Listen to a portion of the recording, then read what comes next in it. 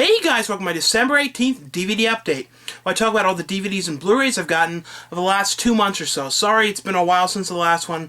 I know I always say this, but the first month that I would have done this, because I usually try and do it every 3 weeks to a month, I didn't really have much of anything to show, maybe like 5 things. So I had to wait. I have a whole lot more stuff now. I'm going to make sure, though, it's only going to be a month, because I looked at what's coming out in the future. There's going to be a lot more, so there shouldn't be a delay like this. The first one I got, though, I talked about this one a while back, I think in April, or maybe before that, because I had a screener of it, and it's Best Worst Movie, which is not exactly a documentary on Troll 2, like the making of the movie. It's more of a documentary on what the film became, and how, like, the movie that's considered the worst movie of all time became this huge cult following, and follows around George Hardy, who played the father in the film. And I always thought George Hardy, like, a lot of people acted like in Troll 2 the acting was horrible. On a few people it wasn't great. I always thought the father actually did kind of good. I don't know, I didn't think he was terrible at all. I thought he was actually cool. And, you know, the thing is with this, when they say it's the best worst movie, you know, it really, compared to a lot of other movies, is not that bad of a film. It's a typical, Troll 2 is a typical cheesy, silly Italian horror film. And a lot of them are all the same like that. That same kind of, especially the other directors' other films, all have that same kind of a feel to it. So I think if you haven't seen a lot of bad horror films, you'd think Troll 2 was one of the, like, the best, worst ones. But it's really not that bad. I mean, it's cheesy, but the thing is, if it, like, I'm kind of with the director when he talks about it. It's really not horrible. But this is a great documentary. Michael Paul Stephenson, who played Joshua in Troll 2, directed this. And they actually got, for the features, they got the one woman who played Credence Clearwater, or whatever her last name was, in the film. And so she came back. They pretty much got everybody involved. Yeah, it was in Troll 2 involved in this. The next one I got, and I've had this for a while and finally didn't get to talk about it in the last update, and it's Fangoria Fright Fest Hunger. And this one was, out of all the Fright Fest ones, I'd say this is one of the top ones, at least the top 1 or 2 of the films that I've seen. I haven't seen a couple of them, though, like that Grim Love or something like that. But this is basically about a group of, I think it was 6 people, end up waking up in this underground kind of cave sort of thing, and all they have down there is water. There's this weird kind of clock thing counting down. You don't exactly know what it is, and you basically come to realize, and I don't want to ruin any details with this, that there's someone watching them, and he wants to see if they end up eating each other. Because you can basically survive 30 days, and it's all this kind of stuff with them, him watching them and documenting what goes on and what they do, and if they end up eating each other and things like that. I liked it, though. It kind of had that, it wasn't like Ravenous, but it had that kind of feel, mixed with Cube. If you've seen Cube, I really like Cube. The only difference was it was basically stuck in one spot, rather than with Cube, they were trying to go from room to room and not get killed in the traps. And I know this is totally unrelated, but something about where they were down, like, in this underground thing, I kept on thinking of Leprechaun 2. And I know there's absolutely no connection, but it reminded me of Leprechaun 2, where the leprechaun lived. It had that same look to the walls. I know that's a weird thing to say, but it did. But this is definitely, out of the ones to check out, is really good. It's not like a gore fest kind of thing like a Saw or Hostel. It's not that kind of one where they're down there like torturing them or anything like that. Because I wasn't sure when I saw the trailer at first what kind of a film it was going to be. This one, though, is definitely really like this one. Definitely check it out. Like I said, people stuck down there being observed, and you come to find things about the guy watching him. And like I said, I don't want to ruin any aspects.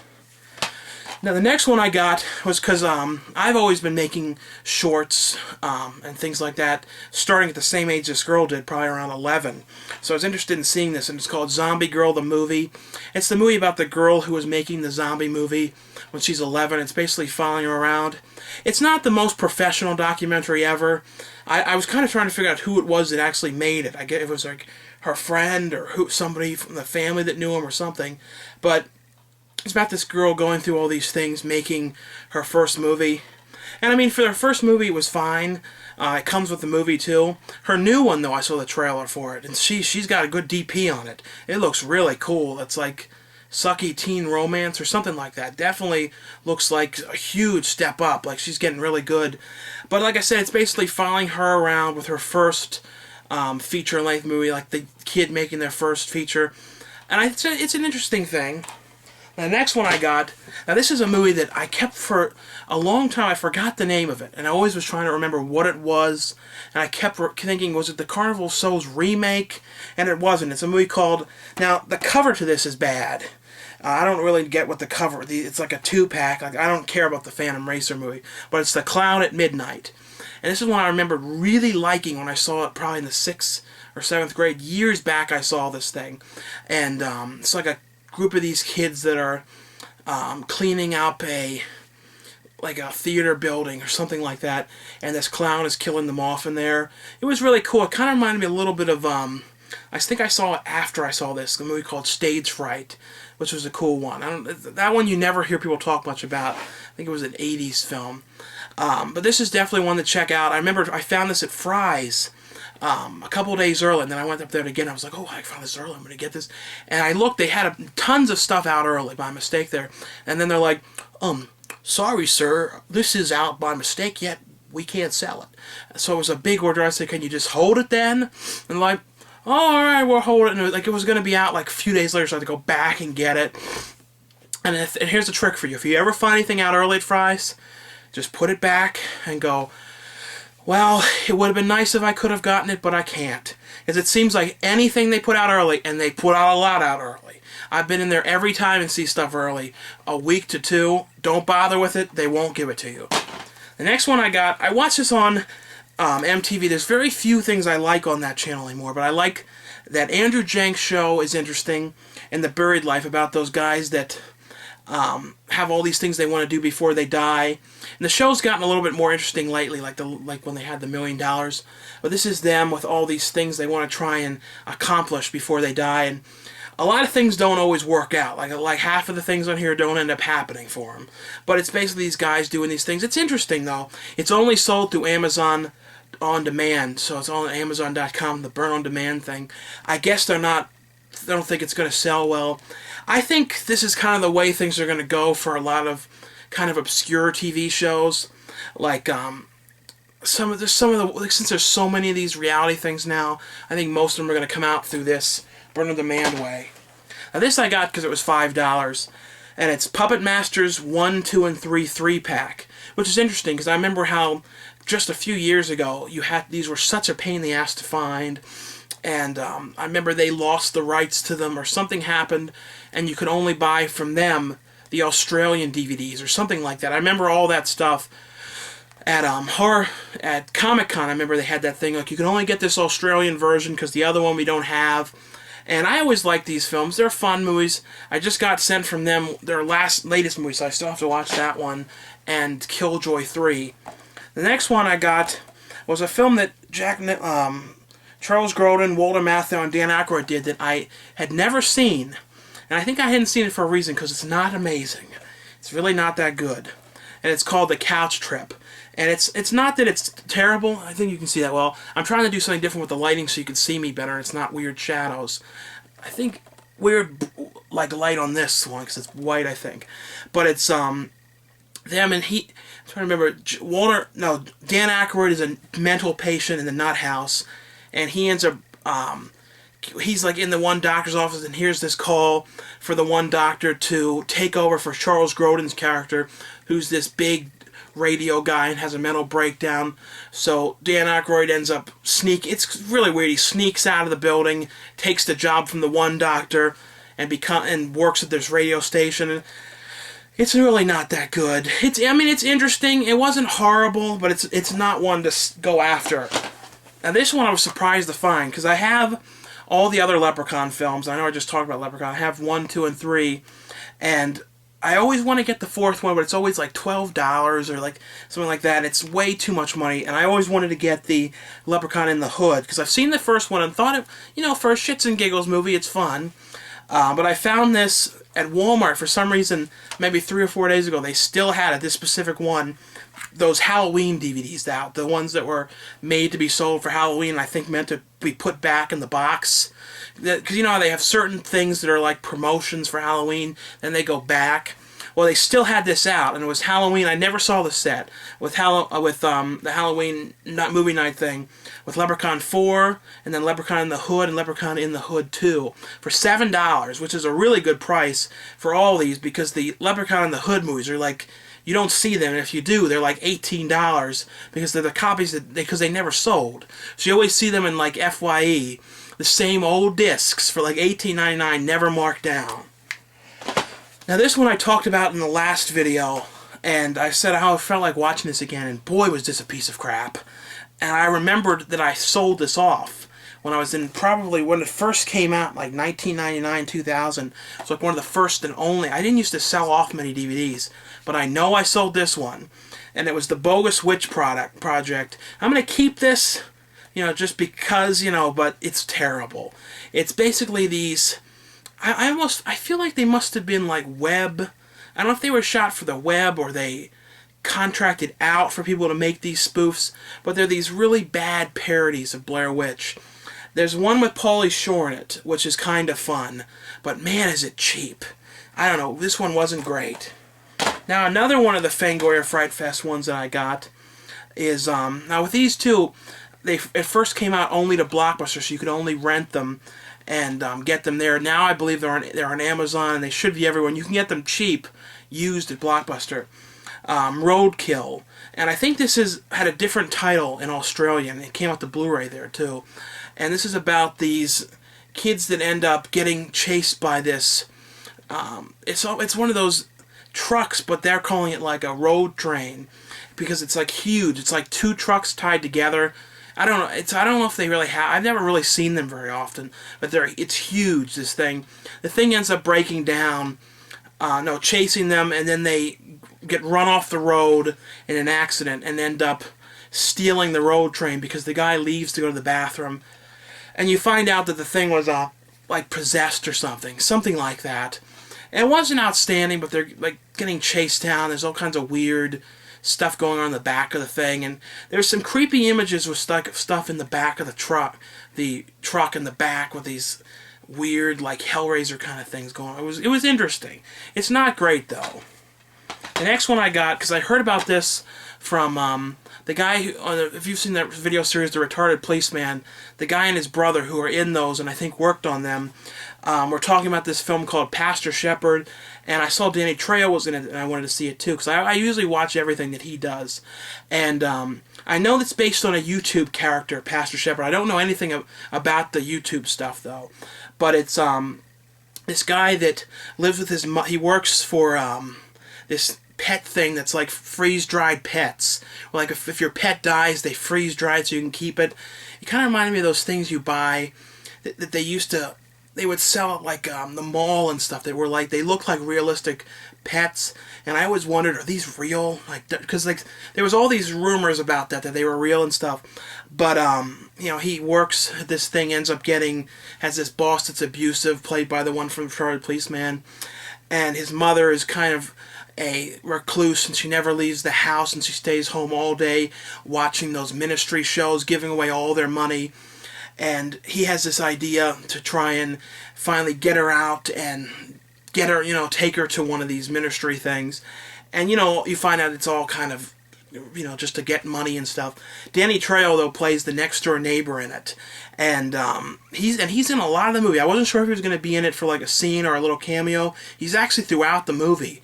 And it's very funny in this. I've always liked the stuff he's done, and was so glad for him when he got Machete, and because that was a huge thing for him. I think he's going to keep doing more and more from that.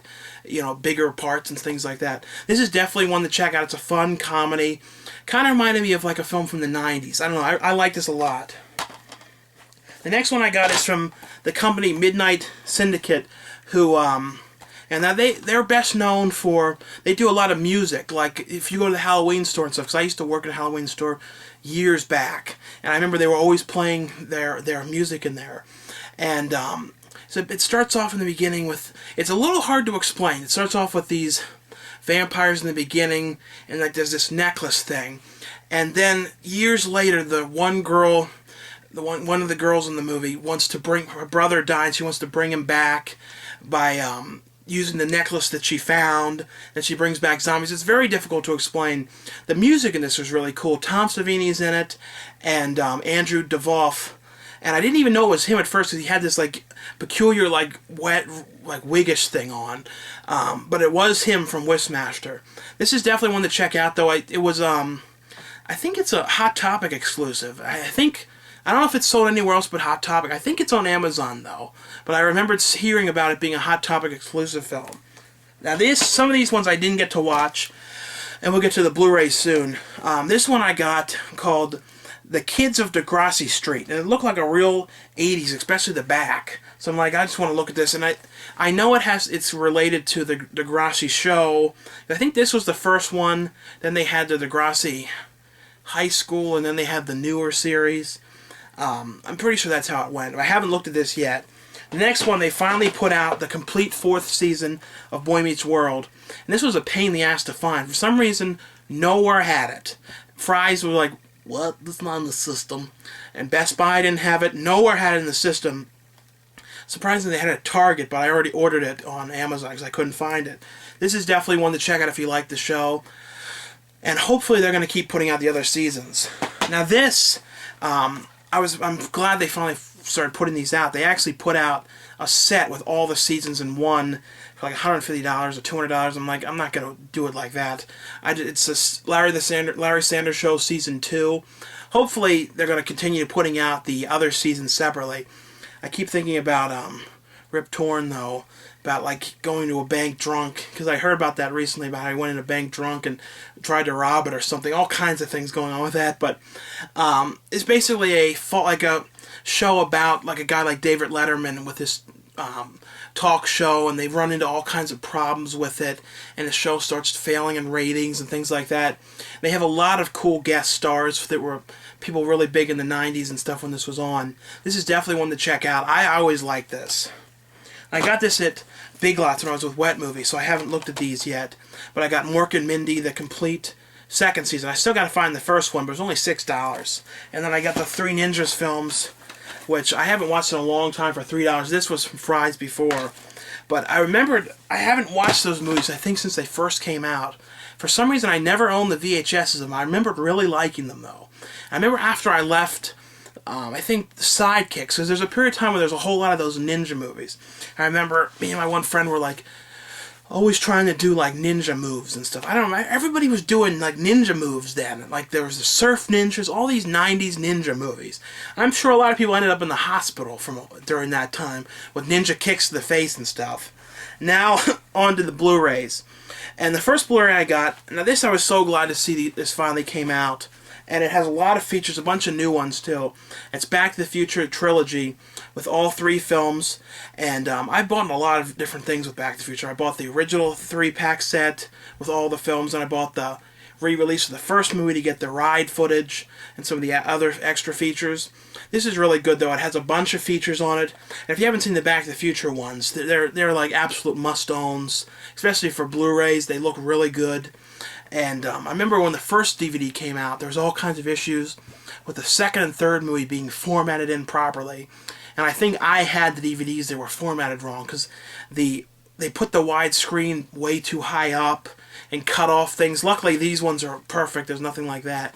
But if you haven't seen the movies, it's basically Michael J. Fox goes back in time, ends up seeing his family, and I shouldn't. Back to the Future though, everybody's seen these. If you haven't, you've got to get them. Don't even think twice. Just go out and get this one.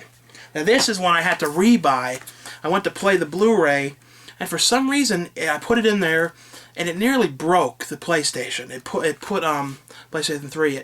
I put it in, then it froze up the system. The system wouldn't play. I couldn't turn it off. I had to turn it off from the back, and it was really weird what was going on. Then the remote control didn't work. I don't know what the hell was going on with it, so I had to rebuy it. And it's Rob Zombie's The Devil's Rejects.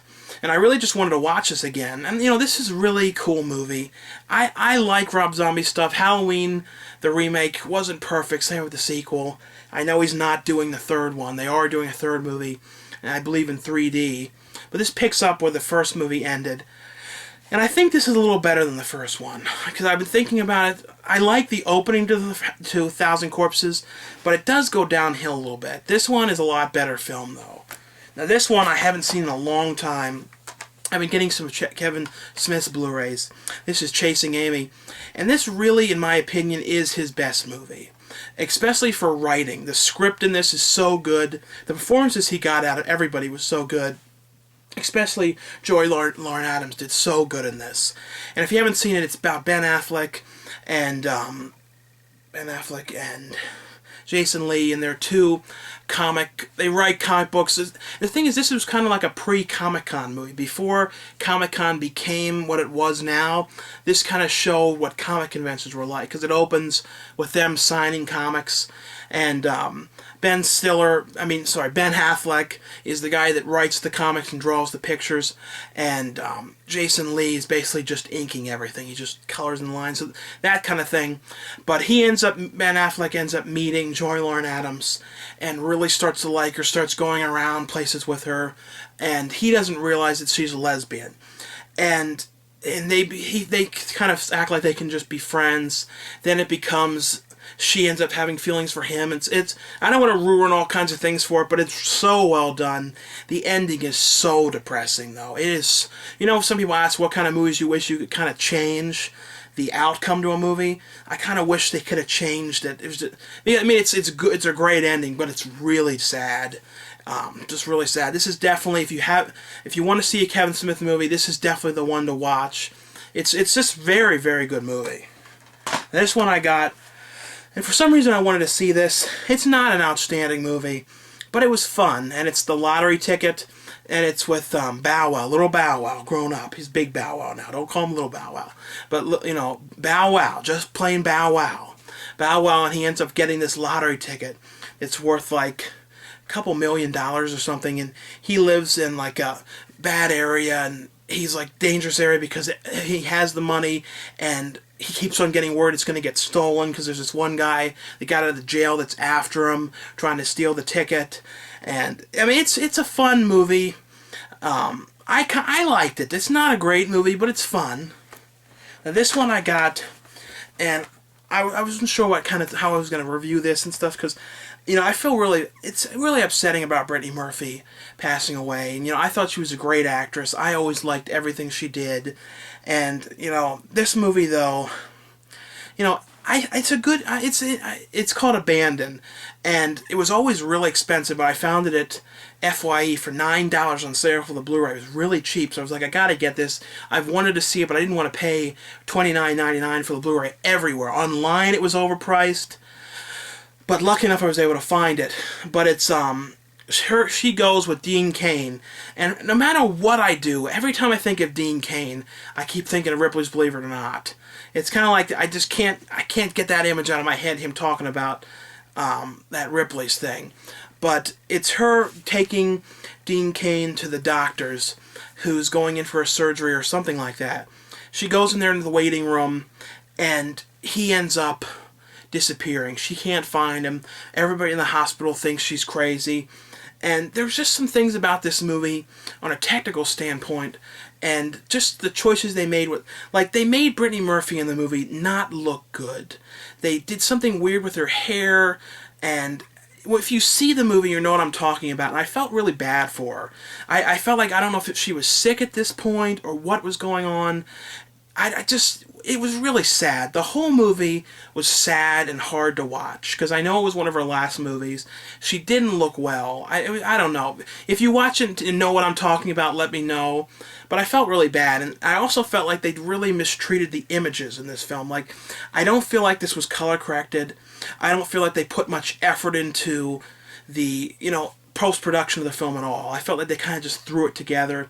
It didn't look polished up or fixed up at all. It looks like it was just thrown out there. And that was my main complaint, was the images, and just the post-production work on it was not great. It's an okay movie, though. I liked it. It has an interesting twist. It's worth watching, but there's just things about it. It's just sad. Brittany Murphy, too, being gone. It's just like it's hard to watch King of the Hill now, too. So I don't know. She was a really good actress. The next one is I got his grown-ups, and I got this used. And of course it doesn't have the Blu-ray, the DVD copy of it in it. Thank God it has the Blu-ray, because that would have sucked. And I didn't want to pay a lot of money for this, because I didn't love the movie, but I wanted to have it, because I would watch it again down the line. It was only, I think, $8.99, really cheap. And it's about Adam Sandler and Chris Rock, Kevin James, David Spade, Rob Schneider, all meeting up for this reunion because the coach that they had in school passed away. So they're all going to his funeral and all meeting up again. They haven't seen each other in years. And, everybody knows, too, that Kevin James part was because they wrote the script years ago and had the concept back in the SNL days. And it was meant for Chris Farley. And, man, it's just hard to watch it knowing that, too, because it's like, Kevin James is good, but he's not Chris Farley. And you can tell, like, this falling down stuff, you could tell it was really written for Chris Farley. Like, Chris Farley would have nailed this. He would have been the best character in the movie. Now, the next one is from Toe Tag Pictures, who has totally went a new direction, which I really hope they keep going in this direction, because it's a really, because their original movies were stuff that made it look real, almost like murders and crazy stuff. Now this is, for them, totally going 360 and to a Hollywood style, which I think they all really wrote a cool story and made something really creepy. And it's called Sella, this is difficult to say, Sella Torisha, something, I don't know how to exactly say it, but look at the title. Sella Torisha, something like that. But it's about this guy that comes back from the war. And he's in a wheelchair. No one really knows what's wrong with him. The doctors couldn't tell what's going on. And the family's back there to see him. And there's just something off about the brother. He seems weird. And there's this constant build-up with the movie. It keeps getting more and more hard to take with just the level of what's going on and everything. And then it has this, at the end, you can tell it's a toe tag picture movie at the end. The end was so good, especially the effects in it. This is definitely one to check out. I think it's only on their website, as far as I know. Definitely check this out. Look at the trailer for it. Camille Keaton came back to acting for this, who was the star of I Spit on Your Grave, the original. And she did really good in it, but definitely look this one up. This one I got because it was on sale, and I haven't watched this in a long time, was The Sixth Sense. I want to get at some point Unbreakable and some of the other ones. Basically what I do is if I get a Blu-ray of something, then I get rid of the DVD. When it's ones that, if it's pretty much the same or there's no different features or anything. If the DVD has something that the Blu-ray doesn't have, then I keep it. But if you haven't seen this, it's about Haley Joel Osment, who has the ability to see dead people. And the one scene I remember always freaked me out with the one girl in the tent, and then the other stuff with the guy that was poisoning his daughter. I remember, even in the theater back then, crying like a fiend to that. Now, these ones I didn't get to look at.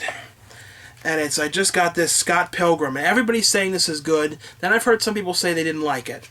And I know it's the director of Hot Fuzz and Shaun of the Dead, and then The Expendables, which I still need to watch. And I got these because they were pretty cheap. They were cheaper than the prices were, they say, because Dogma, which I haven't watched this in a long time. And this one I remember watching and liking this and haven't seen it in years. And the two actors in this you don't see much anymore. The two main ones, you don't see them in movies like they used to be anymore. But it's Vertical Limit. And I always like those ice climbing things and stuff, like problems out there. I always like those kind of things. But anyway, though, thanks a lot for everyone for watching and for subscribing. I have a few other ones I didn't get to show, like Mirrors 2, but I really want to watch that. And Jean-Claude Van Damme, that JCVD, I got that cheap. I still have to watch that. What else do I have? I got that Gacy movie today, the new Gacy movie, which will be in the next update with William Forsythe. That one I still have to watch, and a couple movies to review for people. But thanks a lot for everyone for watching, for subscribing, and I'll see you guys in probably a month or so, a month or less. I'm not going to make it take so long again. Thanks for everyone, though, for sticking with these and for watching, and I'll see you guys later.